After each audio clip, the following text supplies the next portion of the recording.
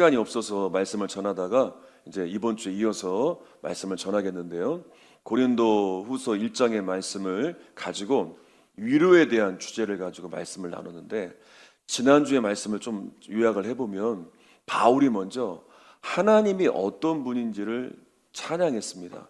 그게 이제 3절에 나와 있는데 세 가지로 이렇게 나눴죠. 아마 기억이 나실 거예요. 첫 번째는 주 예수 그리스도의 하나님. 그러니까 이제 구약에서는 이제 하나님에 대하여 아버지 되시는 하나님, 그렇게 이제 하나님을 찬양했지만, 이제 예수님이 오신 이후에 십자가의 대속의 은혜를 통하여 구원받은 그리스도인들은 그렇게 고백을 하게 되었어요. 주 예수 그리스도의 하나님 되심을 고백을 합니다. 그리고 두 번째는 자비의 하나님이라고 고백을 합니다. 이 자비라는 말이 얼마나 하나님께서 우리를 향하여 간절한 마음을 담고 계시는지 설명을 해드렸어요. 그만큼 하나님은 우리를 향하여 그렇게 긍휼히 여기신다라는 걸 설명해드렸고, 세 번째는 이제 계속 이 본문의 주제가 되는 위로의 하나님을 찬양합니다.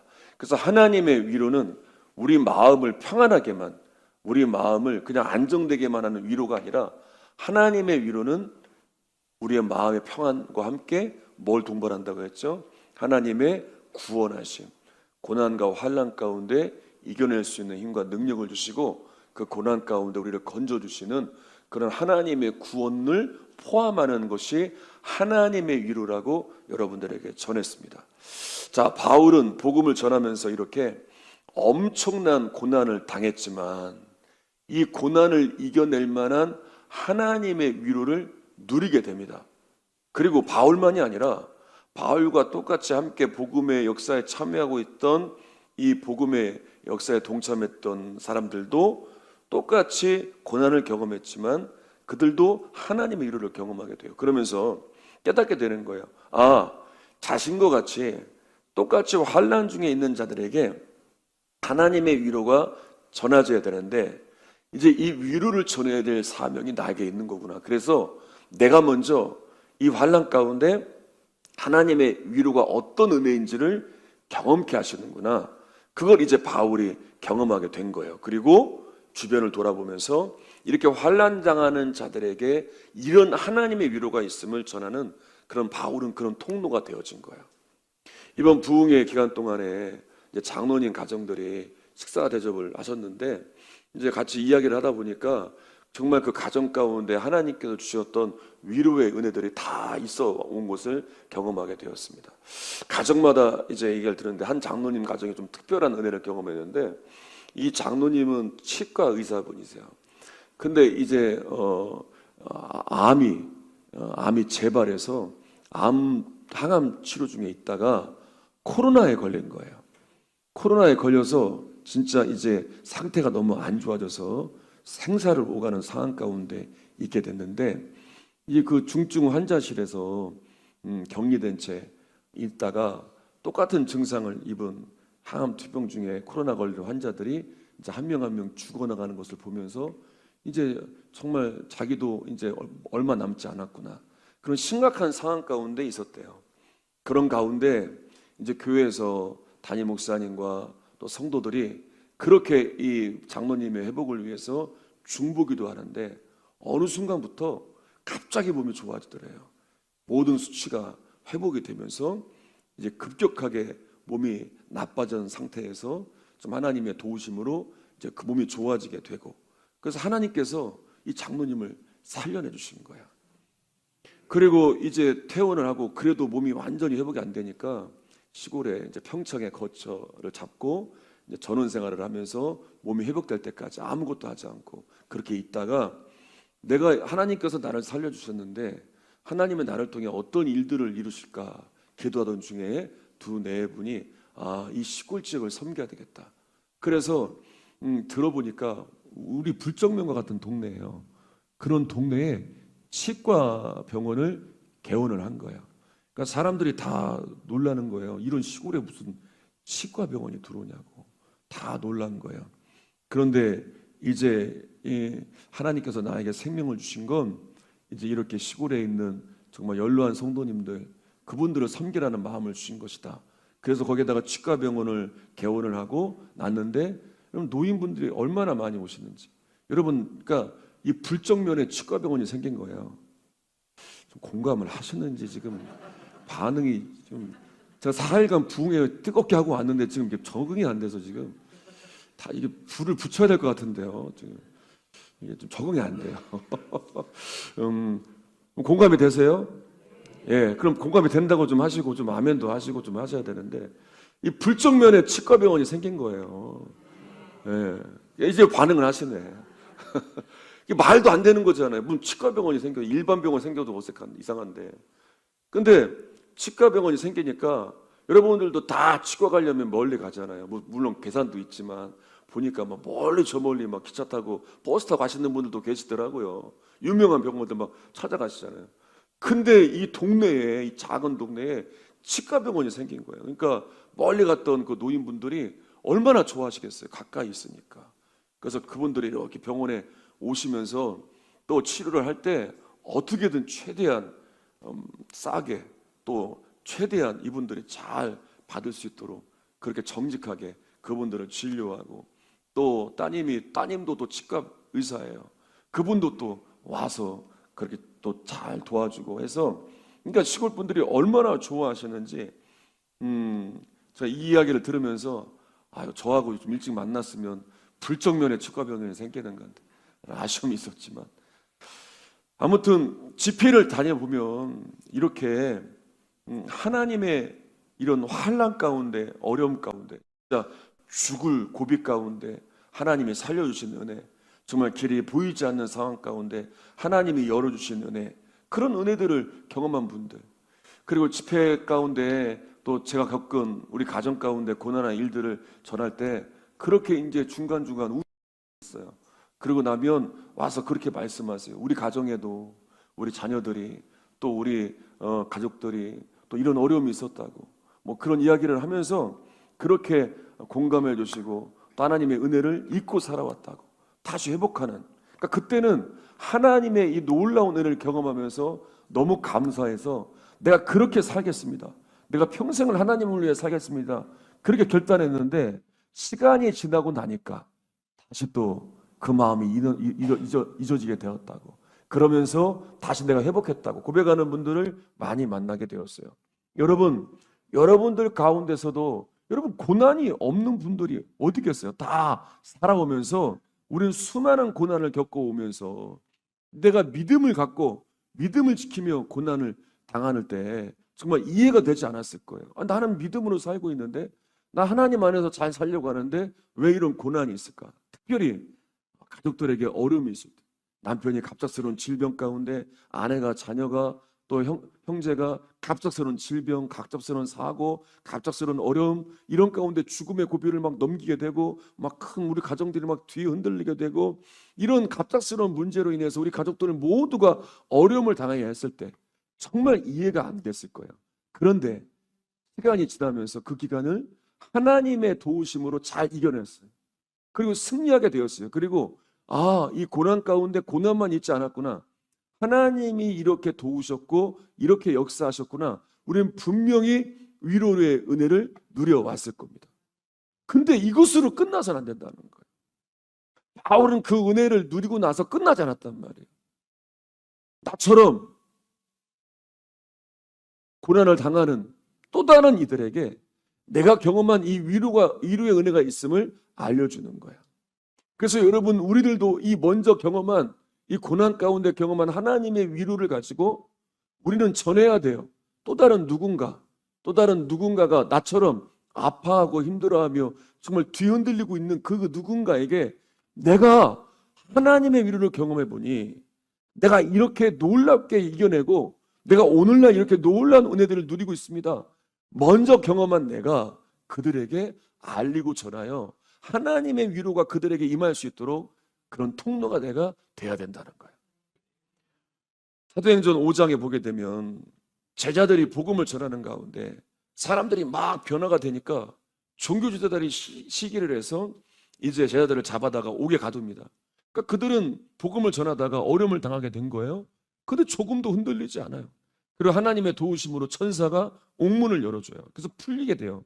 근데 그렇게 된 이후에 그럼 또 복음을 전하죠. 또 잡혀와요. 그 전혀 흔들리지 않아요. 그래서 이번에는 아예 제 아들을 없애려고 하죠. 근데 하나님의 은혜로 그들은 생명을 건지게 되죠. 그리고 이제 풀려나게 되는데 그냥 풀려진 게 아니라 채찍질을 합니다. 그 다시는 예수를 전하지 말라고 협박을 하죠. 그러면 얼마나 두렵겠어요. 내가 예수를 전하면 이렇게 또 잡혀오는구나. 내가 다음에는 죽을 수도 있구나. 그런데 하나님이 이들과 함께 하시는 은혜를 붙들고 그것으로 승리하고 있으니 그들은 조금도 흔들리지 않습니다. 나아가서 전합니다. 그들은 변치 않고 예수가 그리스도임을 전합니다. 그리고 오히려 자신들이 이렇게 고난을 받고 있음에 오히려 감사합니다. 내가 그렇게 쓰임받고 있구나.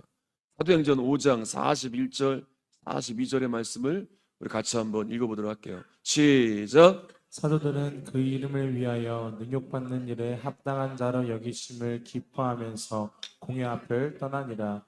그들이 날마다 성전에 있든지 집에 있든지 예수는 그리스도라고 가르치기와 전도하기를 그치지 아니하니라. 제자들은 그리스도로 말미암은 이 고난을 오히려 기뻐합니다. 그리고 전혀 흔들리지 않고 자신의 사명을 감당하면서 예수를 계속 전합니다. 그러니까 지금 당하고 있는 고난이 복음을 위한 고난, 그러니까 주님의 영광에 동참하는 고난, 그것으로 여긴 거예요. 나 같은 죄인을 구원하신 것도 감사한데 이런 고난 가운데 나를 사용하시니 감사하고 또 고난을 이겨낼 수 있는 힘을 주시니 감사하고. 그러니까 여러분, 고난만 있지 않아요. 그러니까 이것을 고난을 넘어설 수 있는 은혜가 넘쳐나고 넘쳐난단 말이에요. 그러니까 우리는 그것을 발견하고 이 고난을 이겨낸 다음에 그리고 우리는 이 하나님이 주시는 이 위로의 은혜를 가지고 이 고난에서 승리한 이 은혜를 누리고 난 다음에 이 은혜를 전하는 통로가 돼야 돼요. 예수님께서도 십자가의 구원을 이루시기 위하여 반드시 가야 할 길은 고난이었어요. 고난을 통과해야 했어요. 그러니까 예수의 길을 가는 자들은 다 이 고난의 길을 갈 수밖에 없는 거예요. 바울도 깨닫게 된 거예요. 복음을 전하면서 얼마나 힘이 들었는지 바울은 정말 고난 가운데 있었다는 걸 우리는 잘 알 수 있습니다.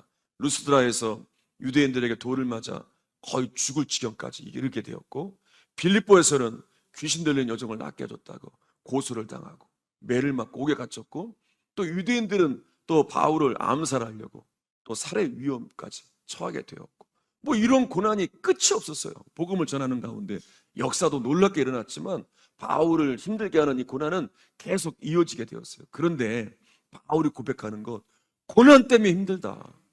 아니 내가 예수를 믿고, 아니 예수를 위해서 하는데, 아니 예수의 복음을 전하는데 고난이 왜 나를 힘들게 하느냐로 끝나지 않고 바울은 이 고난 가운데 있는 하나님의 은혜를 발견하는 거예요. 그리고 그 은혜가 얼마나 놀라운지, 그런 고난이 계속 있지만, 그런 죽음의 위협이 계속 있지만 그걸 넘어설 수 있는 이미 그 능력을 얻고 있던 거예요. 그래서 바울은 자신이 겪은 고난 가운데 누린 은혜를 말합니다. 6절 읽겠습니다. 시작.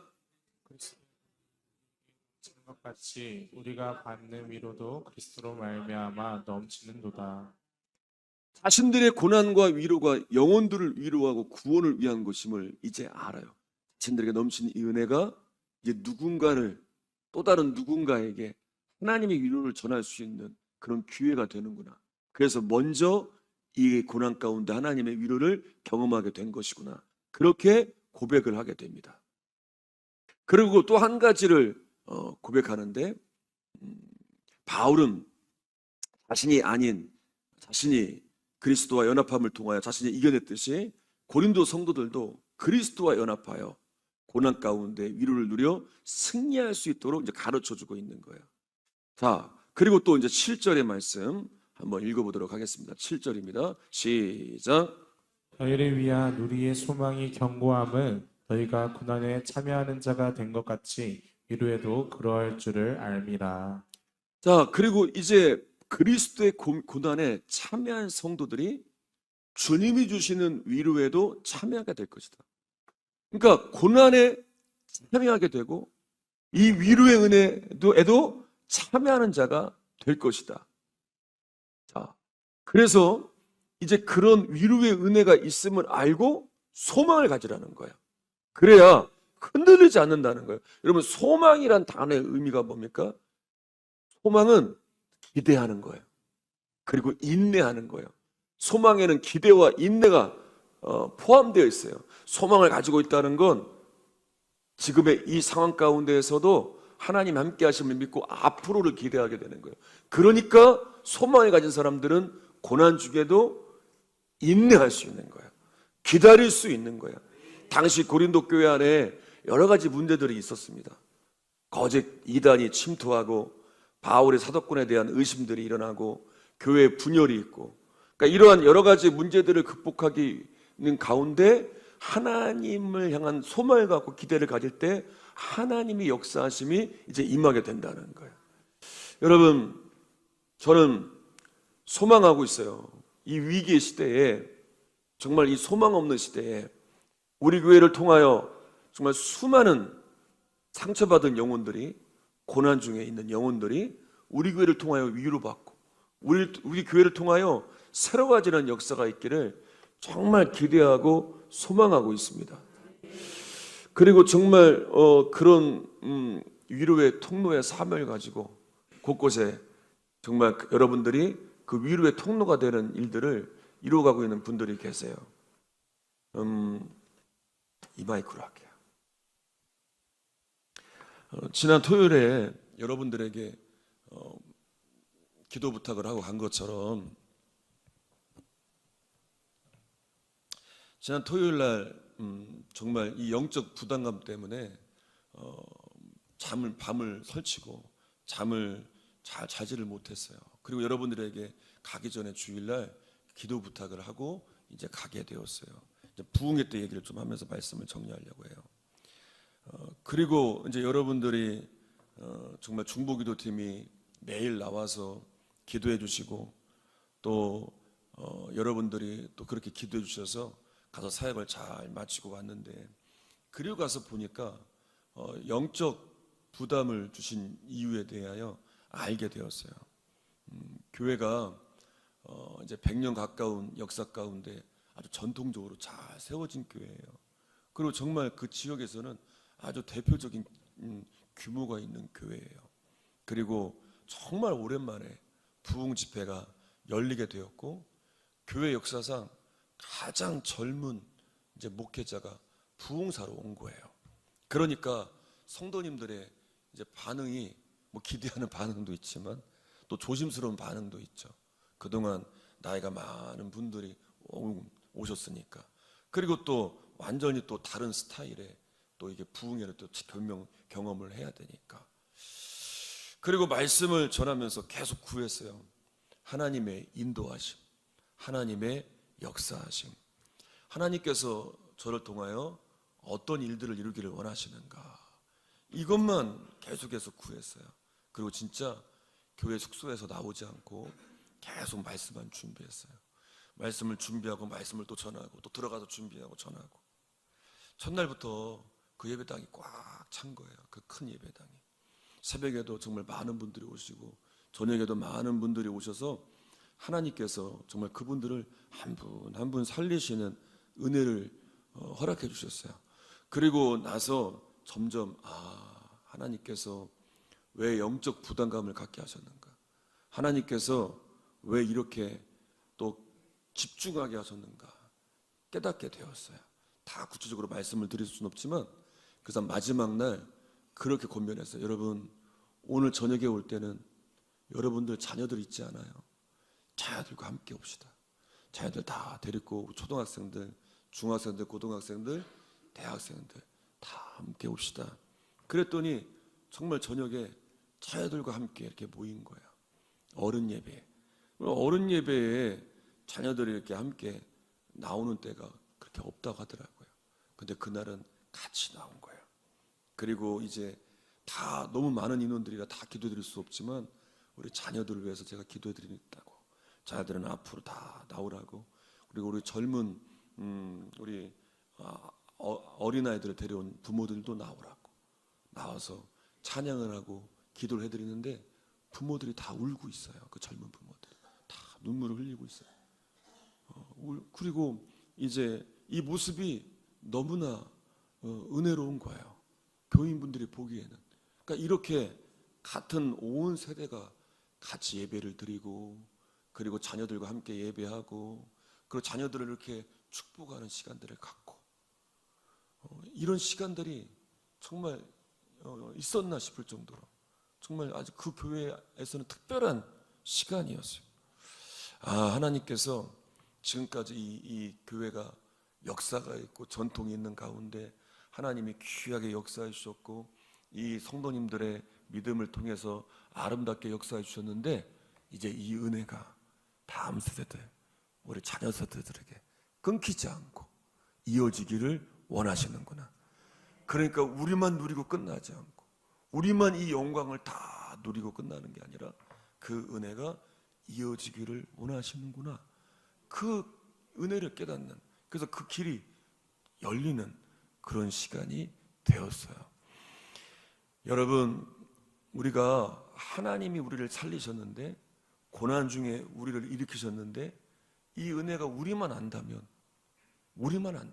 바울만 알았다면, 바울이 전해주지 않았다면 그 은혜를 우리가 오늘 이렇게 말씀으로 나눌 수 있겠습니까?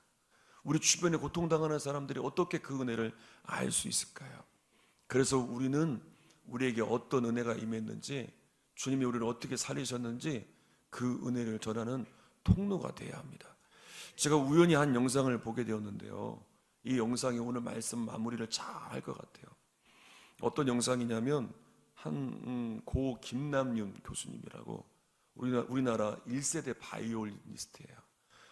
이분이 이제 수많은 우리나라 유명한 바이올리니스트 제자들을 양육한 분인데, 이분의 제자들이 정말 유명한 분들이 많더라고요. 그래서 이분에 대해서 좀 알아보니까 음악계에서는 한국을 바이올린 강국으로 만드신 아주 한국의 바이올린의 데모라고 불리시는 분이시더라고요.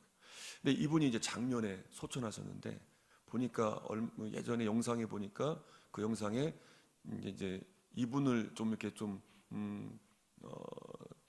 그 감사하는 스승의 날 때인가 그때 이제 감사하면서 그렇게 이제 연주를 하는데, 오케스트라 연주를 하는데 이분의 제자들이 다 이렇게 나와서 연주하는 영상인데, 한번 그 영상을 한번 같이 보도록 하겠습니다.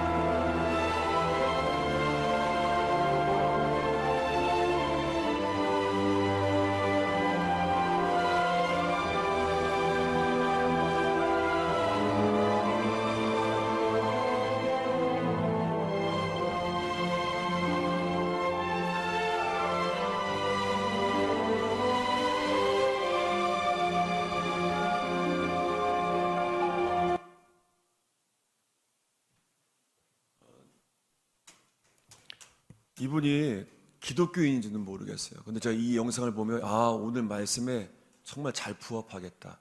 잠깐 짧게 봤지만 그러니까 이분의 제자들이, 이렇게 많은 제자들이, 뭐 그 외에도 너무나 많겠죠. 많은 제자들이 나와서 연주하는데 이 모습이 얼마나 감동스럽습니까? 얼마나 뿌듯하겠어요. 평생을 제자들을 양육해서 그 제자들이 저렇게 바이올리니스트가 되고, 또 우리나라에 아주 내노라는 그런 바이올리니스트가 된 것들을 보면서 얼마나 뿌듯하겠어요. 그렇게 아주 영향력을 끼친 분인데, 그러니까 이분이 암 투병 중에도 보니까 이 제자들을 양육하는 일, 또 어린 제자들을 키워내는 일을 멈추지 않았다고 하더라고요. 그리고 그렇게 말했대요. 내가 이 제자들을 가르치다가 죽었으면 좋겠다. 그만큼 평생을 제자들을 양육하는 일에, 그래서 자기보다 더 뛰어난 제자들을 양육해낸 거예요. 저렇게 선한 영향력을 미친 거예요. 여러분, 우리 교회에 정말 귀한 은혜는, 그러니까 이렇게 새로 오신 분들이 계속 오신다는 거예요. 여러분, 이 리따니 동네에 누가 오시겠어요? 오늘도 이 근처에서 오신 분들도 계시겠지만 차를 타고 여기저기서 오신 분들도 계세요. 뭐 괴산에서 오신 분들도 계시지만 다른 지역에서 오신 분들도, 또 운전을 또 오랫동안 해서 오신 분들도 계실 거고, 그렇게 오신단 말이에요.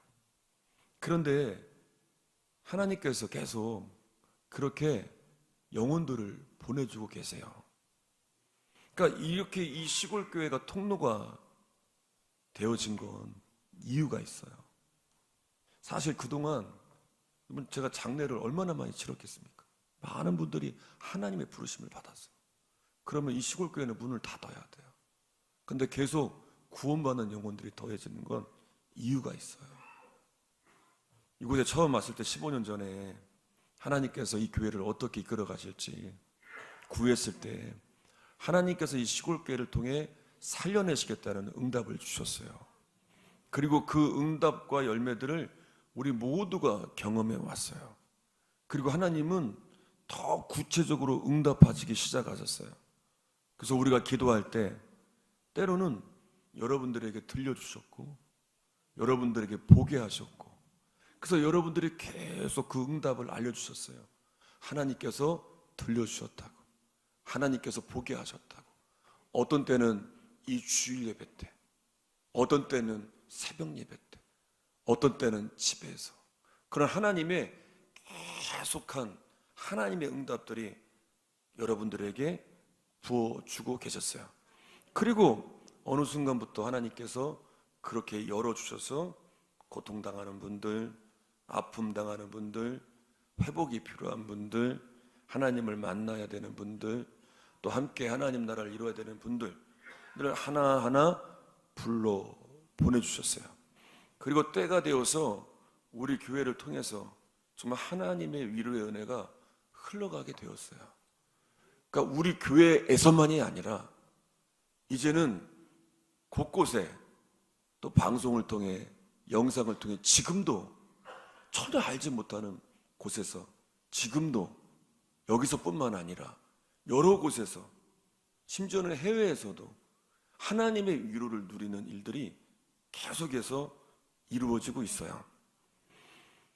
그래서 우리 교회를 통로로 사용하셔서 하나님께서 먼저 우리가 경험한 이 은혜가 모두에게 흘러갈 수 있도록 그렇게 하신 건, 우리가 이 엄청난 고난 가운데, 엄청난 환난 가운데 우리가 하나님의 위로를 붙들고 이겨냈기 때문이에요. 여러분, 그렇다면 우리는 이 은혜를 잊지 말아야 돼요. 여러분, 하나님의 은혜가, 하나님은 너무나 귀한 건데, 근데 이것이 정말 아무것도 아닌 것이 되는 건 우리의 마음가짐이에요. 우리가 어떻게 대하느냐에 따라서 우리는 이것을 귀한 것으로 여겨야 돼요. 너무나 소중한 것으로 여겨야 돼요. 역사를 보면 하나님의 은혜를 소중히 여기지 않았던 민족들, 하나님의 은혜를 귀하게 여기지 않았던 왕들, 여러분 구약 성경을 보세요. 그들이 어떻게 되었는지. 그래서 우리는 하나님의 은혜를 소중히 여기고 바울처럼 위로의 통로가 되어 또 다른 이들을 살려낼 수 있도록 우리는 그렇게 통로가 되는 사명을 감당해야 돼요. 우리의 삶의 목적이 그래서 여기에 있어야 됩니다. 우리를 살리신, 우리 고통 가운데 우리를 건져내신 그런 하나님의 은혜를 기억하고 누군가를 또 살려낼 수 있는 그런 통로가 되어야 돼요. 지금 여러분들의 관심은 어디에 있습니까? 여러분, 한 주간 이제 9월이 시작됐네요, 벌써. 여러분, 지난 여름에 어떻게 사셨어요? 지난 여름에 어떻게 사셨어요? 바쁘셨죠? 덥기도 덥고 분주하기도 분주하고. 왜 이렇게 더운지 올해는 정신없이 덥잖아요. 다른 때보다 더 더운 것 같고, 그런 바쁘고 분주한 가운데 어떻게 살았어요? 그렇게 바쁘게 살다 보니까 하나님의 은혜가 너무 소중한데, 그 은혜가 나에게 귀한 것으로 여겨져야 되는데, 그러면 어떻게 사셨어요?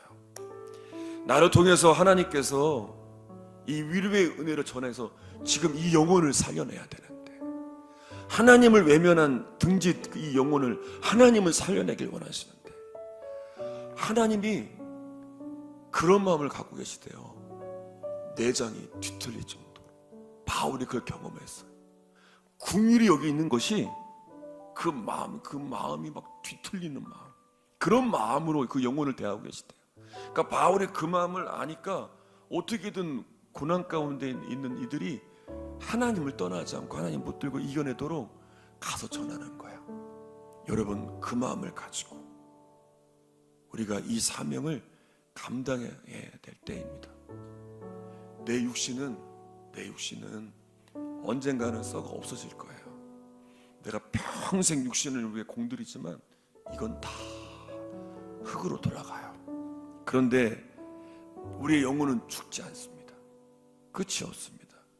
육신의 죽음 이후에 하나님 나라에서 영원한 삶이 보장되어 있습니다. 우린 그때를 위해 살아가는 거예요. 나를 부르신 자리에서 나를 통해서 역사하신 하나님의 위로의 은혜가 있음을 기억하고 그 위로의 통로가 되셔서 내가 경험한 이 위로의 은혜가 또 누군가를 살리는 그런 역사가 계속해서 여러분들을 통해, 우리 교회를 통해 일어나게 되기를 간절히 소망합니다.